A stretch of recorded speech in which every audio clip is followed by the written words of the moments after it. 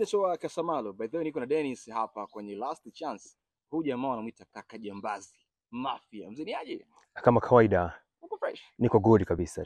Sawa. Bwana hongera pia kwa kazi nzuri kwenye The Last Chance. Asante, nashukuru kwa hilo. Sasa kuna unawezekana kuona kwa mara ya kwanza kwenye Last Chance kuna tamthilia zote zilizokuwa huko nyuma? Zipo nyingi. Ukija kwenye series ya Uba, Boss Mchawi, Wrong House na Last Chance.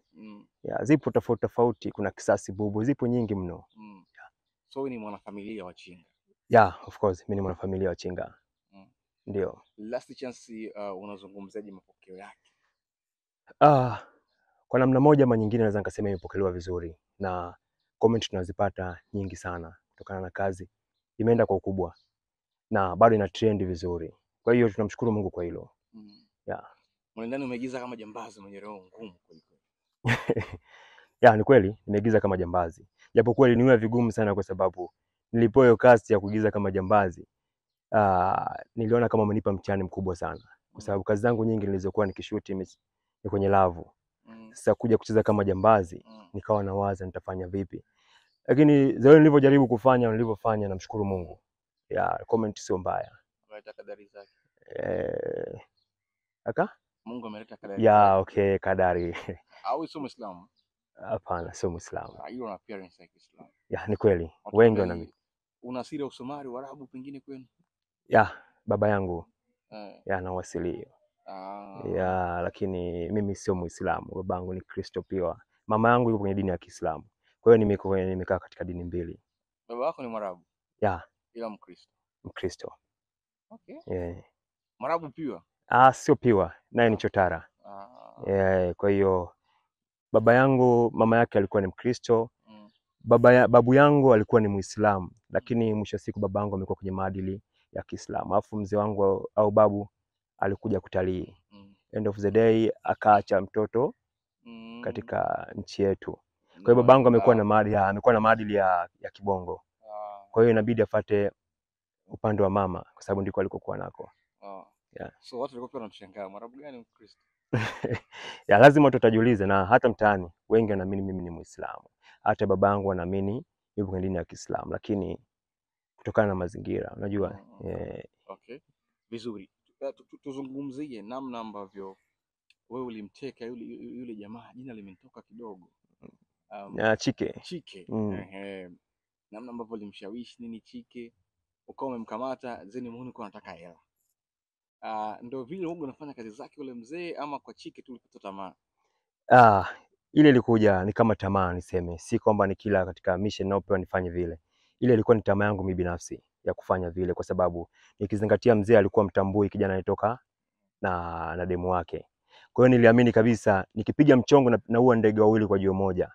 Lakini mwisho wa siku Chike akawa na chochote kitu cha kunipatia.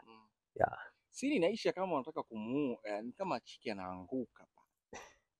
Sio atakufa, lakini tuangalie na ukuje. Ile namna ambavyo yule mzee inaonekana kama vile amekupa kazi, ile mwisho utakuja kuwa na wasiwasi ya kwamba ni mwanae sio mwanae. Kuna scene wakati unamshuti Chike pale, ulienda kumpelekea baba yake.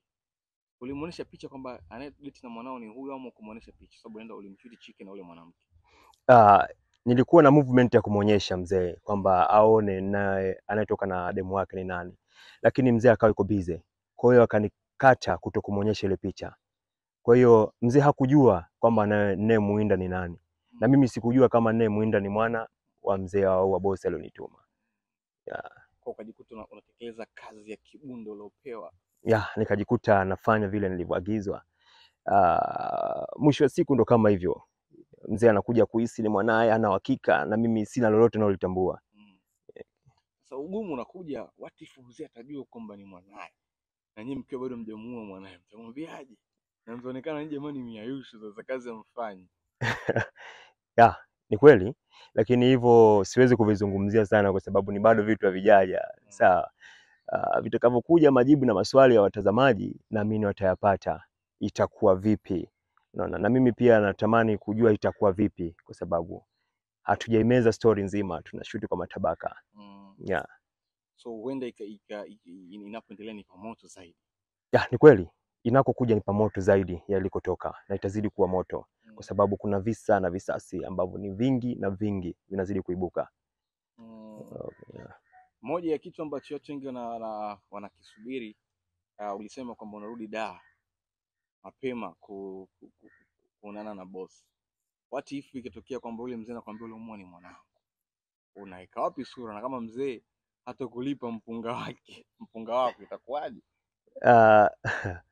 Na mimi itakuwa ni swali gumu sana, kwa sababu mzee bado ana mashaka na mwanae na anahitaji kutupa kazi kwa ajili ya kwenda kuwinda aliyomteka wa mtoto.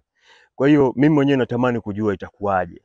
Mimi binafsi pia natamani kujua itakuwaje pindi ananiuliza hilo swali au anagundua kama tuliyomteka ni mwanae. Okay.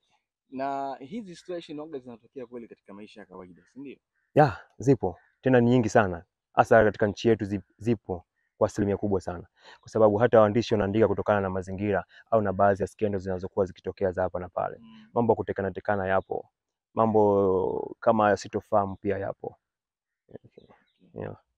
Sawa, ni unavyoangalia vile ni sahihi sometimes wazee kuacha kudate na wanafunzi, kwa sababu shangaa date na wanafunzi katika shule mwanae kumbe ni goma la mwanae. Yeah, wazee ujue, na wazee sasa hivi ni wengi sana. Wana mitindo hiyo. Lakini ni kitu ambacho inaleta funzo moja kwamba wazee wawe makini sana, hasa kutoka na wanafunzi. Kwa sababu unaweza kuwa unatoka na mwanafunzi bila kujua kama mzee Chike mwisho wa siku anakuta ni mtoto wake. Unaona? Kwa hiyo anakuja kujikuta kama ni kumuua na muua mtoto wake mwenyewe kwa pesa yake mwenyewe. Kwa hiyo inakuwa haina picha nzuri sana katika jamii.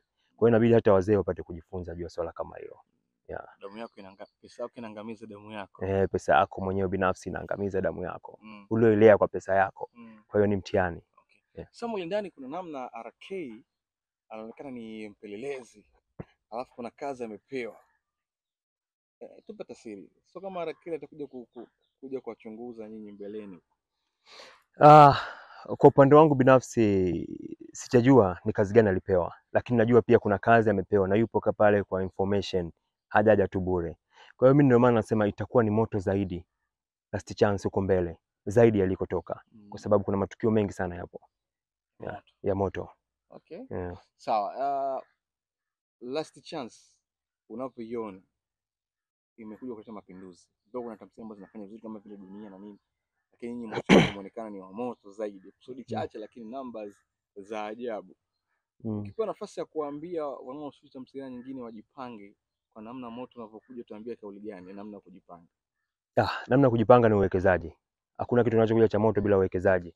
Mimi naamini Chinga au media ya Chinga nawekeza sana na natumia nguvu kubwa sana kuaminisha watu kwamba tunaweza tukafanya vitu vikubwa sana. Kwa hiyo hata mtu yoyote anaamua kuandaa series yake, basi hakikisha ameweka bajeti yenye kueleweka, kwa sababu sasa hivi soko letu liko mbali na tunahitaji kufanya vitu vya moto.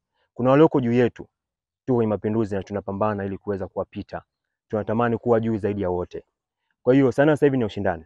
Usilale wala usikurupuke tu kuamka na shilingi milioni yako moja kama ngoja nikaanzishe series. I say bro, utapoteza. Hiyo ni shamba. Uwekezaji inatakiwa uwekezaji. Uwekezaji ni muhimu sana. Hizi kazi tunazofanya bila uwekezaji huwezi kutoboa.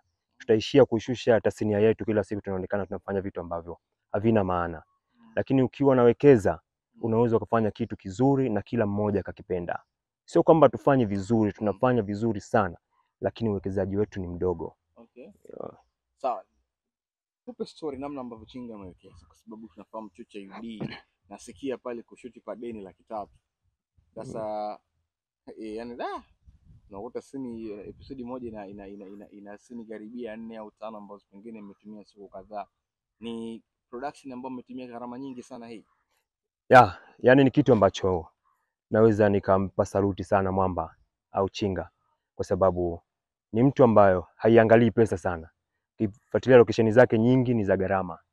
Anakubali kuriziki kutoa kiasi kikubwa cha pesa bila kujua anaingiza kiasi gani.